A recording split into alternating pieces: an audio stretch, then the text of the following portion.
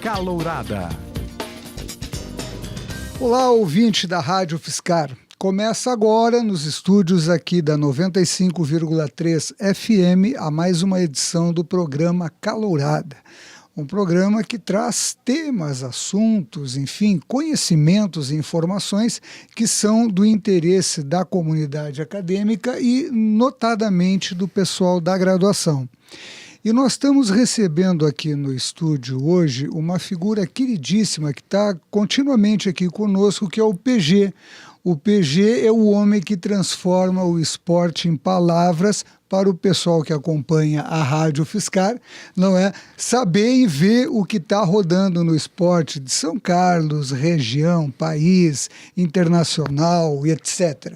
Pois bem, além disso tudo que o PG desenvolve com o esporte, ele é graduado e mestre em letras aqui pela Universidade Federal de São Carlos, trabalha como professor há muitos anos e o PG veio bater um papo conosco sobre um assunto que parece que é do interesse só de quem vai prestar o Enem, mas na verdade não é isso. Ao longo de toda a graduação, espera-se que o nosso processo de produção escrita vá ganhando uma consistência, uma singularidade, que é a escrita de cada um, e que, consequentemente, isso venha a constituir um bom TCC, um projeto de mestrado, de doutorado, uma dissertação, uma tese, enfim. A escrita, para nós, é mais do que um luxo. É um instrumento de trabalho fundamental e nós vamos dialogar hoje com um dos profissionais que ajuda e ensina como fazer a escrita ter sentido. PG, obrigado por estar aqui com a gente, por aceitar o nosso convite. Tá? É um prazer te receber aqui neste programa. Boa noite, Ronaldo. Boa noite a todos que nos acompanham, seja pela Rádio Fiscar 95,3, seja pelo aplicativo ou mesmo pelo Facebook. Para mim, Ronaldo, é uma honra muito grande estar aqui, porque eu me sinto muito bem aqui na Rádio Fiscar, muito confortável. Eu tô sempre por aqui, como você mesmo, você mesmo disse. Eu apresento o programa Onda Esportiva, né, toda quarta às 8, aqui na casa. E tô mais honrado, ainda mais feliz, porque eu sou seu fã.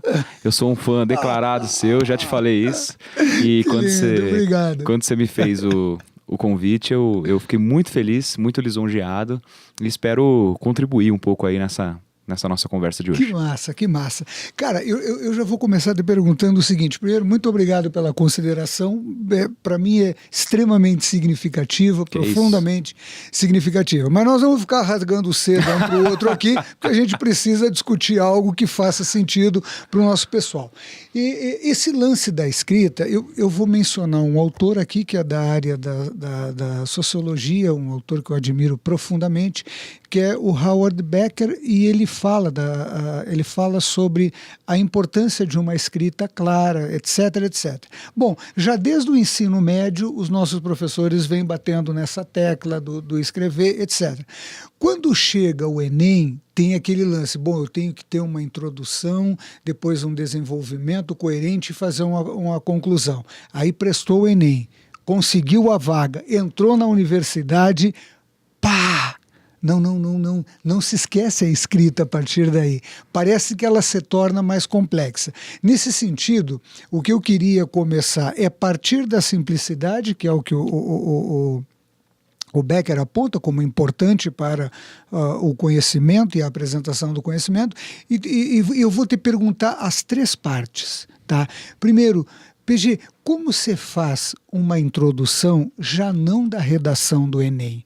Uma introdução, por exemplo, de um seminário, de uma disciplina que você tem que escrever aí pelo menos 10, 11, 12, 15 páginas de uma disciplina de graduação, tá? Como escrever uma boa introdução? Como pensar para chegar a construir uma boa introdução de um texto? Muito bem, Ronaldo, ótima pergunta, né? A gente está aí imerso já no contexto do Enem 2018, né? Ontem aconteceu a prova de redação, né? Juntamente com a prova de linguagens e a prova de ciências humanas. E quando a gente pensa numa introdução, por exemplo, no escopo argumentativo, né, dissertativo, né, nesse gênero que a gente usa para argumentar, em geral, o que eu digo sempre para os alunos é que na introdução apareça a apresentação e a contextualização do tema. Então, uma apresentação do tema com uma contextualização que muitas vezes pode ser histórica, muitas vezes ela pode ser embasada numa ilustração, que pode ser inclusive literária. E depois a presença da tese, né? É interessante você, na introdução, logo de cara, juntamente com a apresentação do tema, a presença da tese.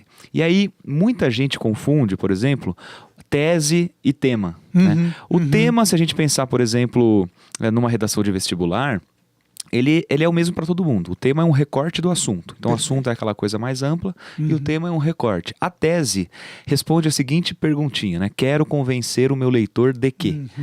E se a gente pensa, por exemplo, num seminário, que é um gênero oralizado, né? Bastante utilizado nos cursos de graduação. Eu, por exemplo, fiz muito seminário e eu acho que as minhas aulas, elas foram forjadas nos seminários executados e construídos ao longo da graduação. Então, o seminário ele pode carregar também a apresentação do tema com uma contextualização juntamente com essa exploração da tese. Porque de uma maneira ou de outra, o grupo ali, né, mesmo que seja uma apresentação em grupo, esse grupo ele tem uma tese em comum, ou pelo menos deveria ter. Senão, nós como professores, né, Ronaldo, nós não gostamos de ver em nenhum texto, seja ele oralizado ou escrito, a famosa colcha de retalhos. Não é? Então, a colcha de retalhos ela não pode existir. E uma unidade de tese, já no começo, digamos, nessa apresentação, pode garantir minimamente isso, né? Lógico que o que garante também a unidade do texto são os recursos de coesão, né? Os conectivos, a gente pode conversar sobre isso também. Claro, perfeito. Antes de falar sobre eles, eu vou te perguntar então da segunda parte. O desenvolvimento, tá? Habitualmente você pensa assim da forma mais simples, não é? Uma linha de argumentação favorável, uma linha de argumentação contrária, contrapõe os dois, apresenta dados históricos ou que esteja acontecendo no momento, como a situação política, econômica, o campeonato de um país, o campeonato da América Latina, enfim, o que seja, não é? E depois você fecha o desenvolvimento. Tudo bem quando você pensa isso numa redação no ensino médio, ou mesmo a redação do Enem é um recurso totalmente válido. Mas quando você vai fazer isso no universo acadêmico, já modifica bastante. Por quê? Modifica porque você tem contato com uma infinidade de autores e nem sempre é tão claro aonde eles se contrapõem um ao outro e aonde eles estão dialogando um com o outro, não é? Isso requer um exercício de leitura e de leitura crítica bem mais aprofundado. Mas eu te pergunto o seguinte, como realizar o desenvolvimento, pensando numa disciplina, qualquer que seja ela, tá? Um desenvolvimento que demonstre ao teu leitor, ou seja, o teu professor normalmente, certo? Que você se apropriou daquilo que está sendo discutido, não só naquela disciplina, quanto nas outras. Ou seja, como estabelecer o diálogo quando a coisa não é simplesmente aqueles são contra e os outros são a favor?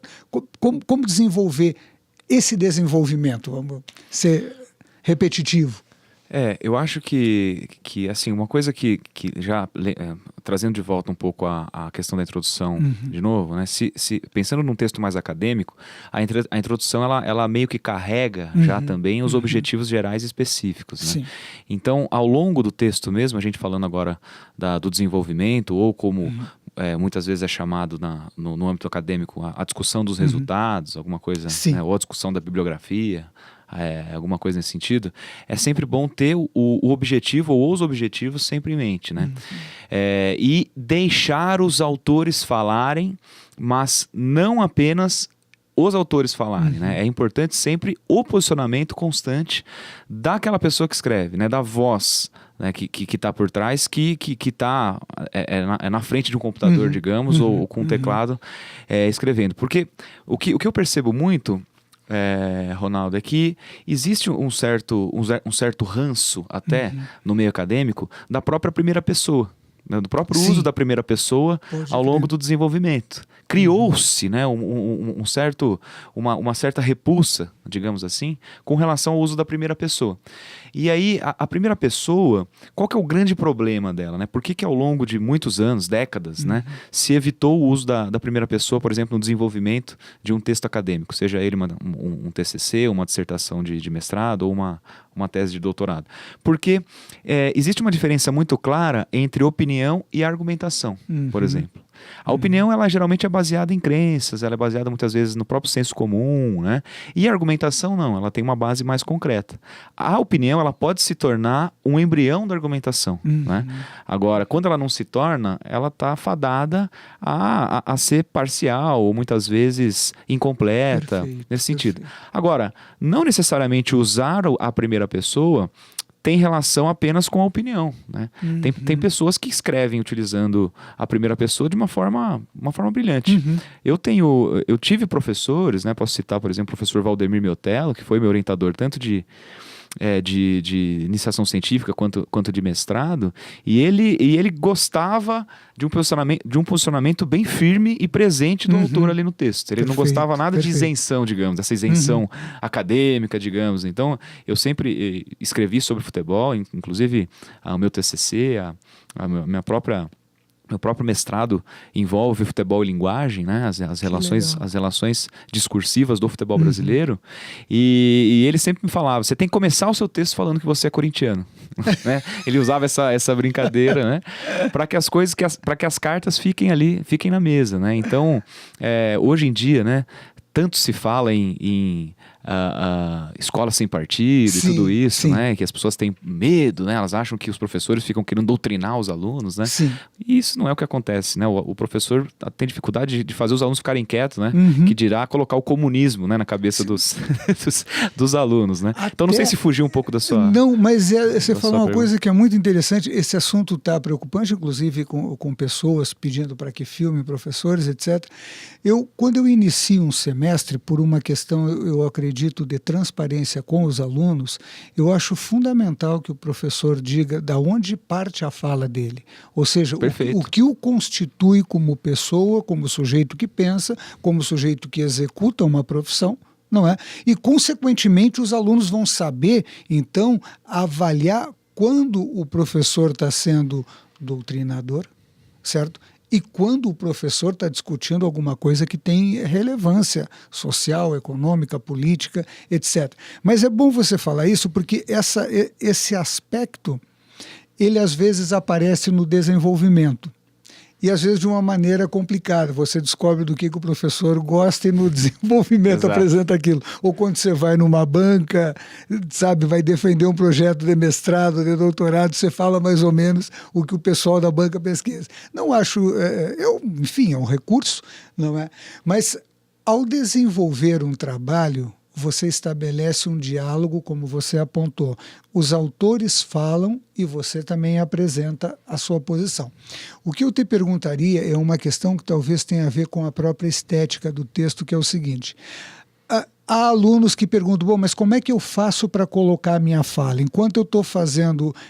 tipo, a narrativa do pensamento do autor, eu já discuto logo na sequência, ou eu apresento tudo e vou discutir no final?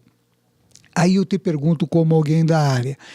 Eu entendo que qualquer dos dois métodos é válido, desde que feito com o bom uso do português. E, lógico, se apresenta em um parágrafo o pensamento de um autor e usa 14 parágrafos para discutir, algum problema aconteceu. Ou seja, tem que ter uma certa coerência, não é?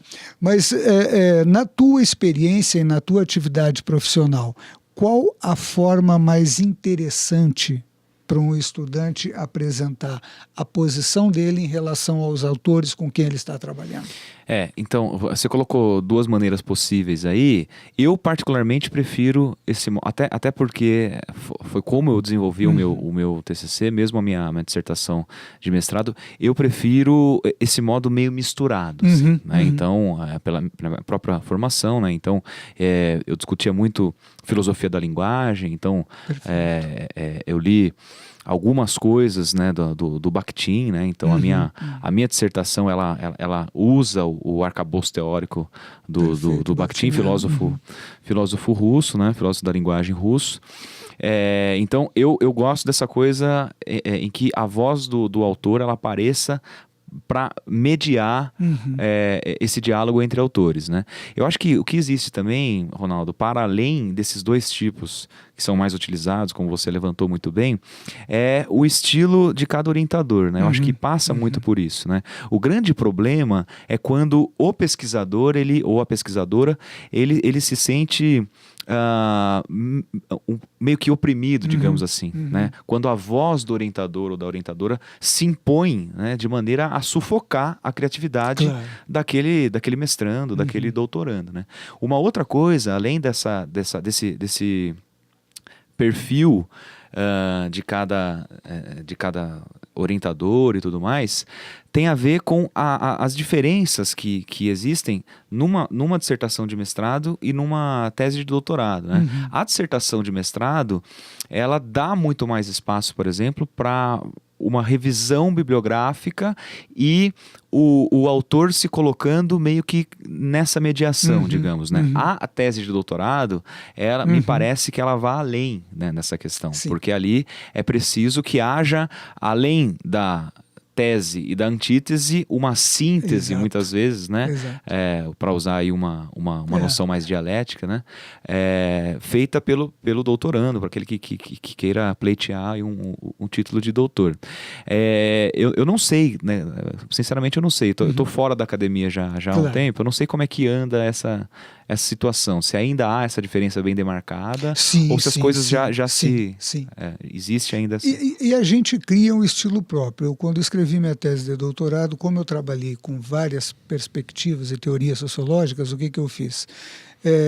No início de cada capítulo, sessão, não é? Eu apontava o que eu ia discutir, qual era a ideia do autor e de que maneira eu estava me apropriando. E depois eu desenvolvia isso. Tá? Não foi uma ideia minha, foi orientação, e a banca achou que ficou uma coisa muito tranquila para a leitura dos professores. Existe sim uma grande liberdade, eu diria, mas basicamente é isso, porque na tese de doutorado você tem que, para que seja uma tese de doutorado, você tem que trazer algo novo. Esse algo novo é justamente do diálogo entre tese e antítese, e você vai, a partir dali, trazer uma outra... Para além da revisão. Claro. Além da revisão bibliográfica, você tem que dar um passo a mais. Não é? Essa é a pegada. Mas, bueno, e agora eu te pergunto pela terceira parte, que é a parte assim, eu associo com a música. Se você tiver uma música lindíssima, e o sujeito não souber como terminar os acordes finais, você compromete a música inteira. A mesma coisa na escrita de um trabalho. Se o sujeito se apressa com as considerações finais, se não retoma a discussão, ou se ele inova nas considerações finais, ele põe o trabalho a perder. Nesse sentido, pensando na redação, o que é uma boa síntese de um trabalho escrito, PG? Se a gente pensar, por exemplo, nos vestibulares, né, que eu tenho acompanhado mais de perto, existe o que se chama de conclusão convencional, existe o que se chama de conclusão Enem. Perfeito. Né? Existe os professores, né, nós professores de ensino médio, temos trabalhado com essas duas vertentes. Né? A conclusão convencional é bem parecida com essa que você já explanou muito bem aqui, né? A questão de fazer uma síntese, né? Então, a gente até faz com que, pede para os alunos utilizarem os conectivos de conclusão, né? O em síntese, em suma, né? Além do portanto, né? Que eles gostam muito do portanto e tudo mais, né? Então, o em síntese e o em suma já indicam que você vai fazer um resumo do que foi dito, né? O Enem chama isso até de... como é que ele chama? Redundância necessária. Redundância necessária. O texto precisa apresentar uma redundância necessária. E as coisas elas precisam ser retomadas ao longo do texo, digamos, né? A redundância pode ser enriquecedora, cá para nós, sem dúvida, né? sem dúvida. Não vamos descartá-la. O Camões era um grande inventor de pleonasmos. Perfeito. Né? Vi claramente visto, lume vivo. É um pleonasmo camoniano. E você vai desmistificar o Camões, né, digamos, por usar. Não tem como. Lógico que o pleonasmo, a gente costuma dizer que a gente tem que evitar os viciosos, né? Claro. Coisas assim meio básicas, meio óbvias, mas eu gosto das redundâncias necessárias, digamos, né?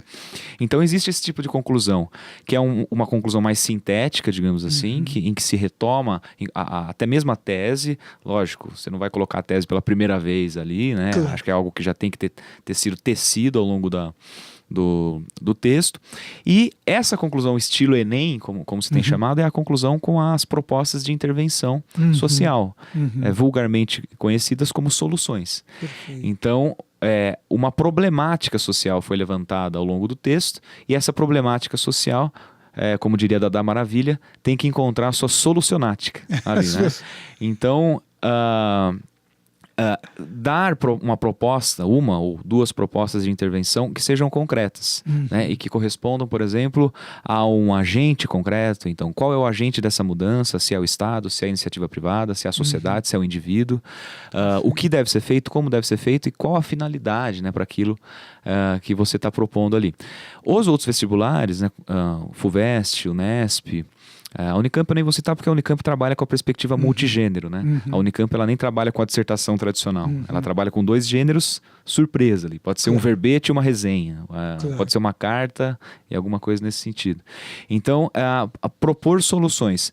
Trazendo para o âmbito acadêmico, eu acredito que seja importante, seja interessante, né, essa perspectiva, principalmente quando você trabalha dentro das ciências humanas, por exemplo, na sociologia, que é a sua área, mesmo na antropologia ou na política, pensando nas sociais, na educação. Que é o que me encanta. Acredito que pensar em propostas viáveis, né, é algo interessante, é algo que pode aparecer nas conclusões, mas, lógico, voltando ao começo da minha fala, né, tomar cuidado com a famosa coxa de retalhos. Então, é complicado quando você está lendo uma conclusão, seja de uma redação de vestibular, seja num texto mais acadêmico. É complicado quando você tem a sensação de que cada parte do texto é um texto autônomo, digamos assim, né? Quando não há diálogo. Claro. Isso, por exemplo, me parece que é algo que pega para as bancas, né? É perceber que não há uma uniformidade. E isso dá muito a impressão de que a pessoa que escreveu aquele texto, ela pensou na introdução como algo autônomo, depois ela pensou no desenvolvimento como algo totalmente autônomo e depois na conclusão como algo totalmente autônomo. Então acho que o segredo, não importa muito se você vai pelo caminho dessa conclusão sintética ou pelo caminho da conclusão com soluções ou intervenções, o segredo aí é o famoso fio da meada, né? Você manter aquele fio. Eu gosto muito de ver nos textos dos alunos um diálogo direto da conclusão com a introdução, por exemplo. E o Enem tem gostado muito disso. O Enem tem gostado muito de redações que começam com uma ilustração, por exemplo, uma contextualização X na introdução, e aí na última frase lá da conclusão você faz uma retomada, meio que fechando um ciclo ali, né? Porque aí o leitor ele vai ter aquele eco da introdução também na conclusão. Perfeito. É muito interessante tu ter apontado essa questão do Enem, porque eu estava pensando, né? O que você espera de um aluno na graduação é que ele já desenvolveu uma certa autonomia do pensar e que, consequentemente, na síntese, na conclusão do trabalho dele, ele vai ter condições de apontar alguma possibilidade de intervenção, inclusive porque ele vem fazendo uma leitura direcionada àquilo. O conhecimento não é simplesmente o acúmulo de saberes. O conhecimento tem uma dimensão prática. Ele é para ser feito alguma coisa socialmente, em algum tempo, mas enfim. É interessante essa questão de apontar alguma alternativa de intervenção, porque com isso o estudante já vai demonstrando como ele está construindo a própria autonomia do saber e do agir no mundo. Inclusive o texto, nesse caso, desculpa a interrupção, como prática cidadã. Claro. A cidadania em forma de texto ali também. Claro. Perfeito. Muito bom. PG, esse bate-papo para mim não é só um trabalho, é um prazer pessoal conversar com as pessoas, dialogar coisas que são do interesse de quem está desenvolvendo a sua trajetória acadêmica, mas o tempo é senhor de todas as coisas, né? E passou rápido. E passou rápido.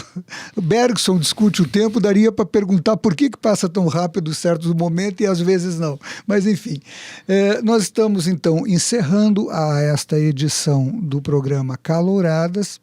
Eu faço mais uma vez, em nome da nossa equipe aqui, um agradecimento ao teu companheirismo aí ao longo do tempo, não só por vir aqui, mas o programa que você apresenta com muito ânimo, os esportistas curtem pra caramba, não é? E eu estou encerrando então essa edição e lembrando uma coisa que eu sempre falo ao final do programa. Se tu perdeu o começo do programa, não tem grilo nenhum. Vai no computador www.radio.fiscar.br, na aba podcast, e você vai encontrar lá esse podcast e tudo os outros, inclusive dos programas do PG que estão lá armazenados.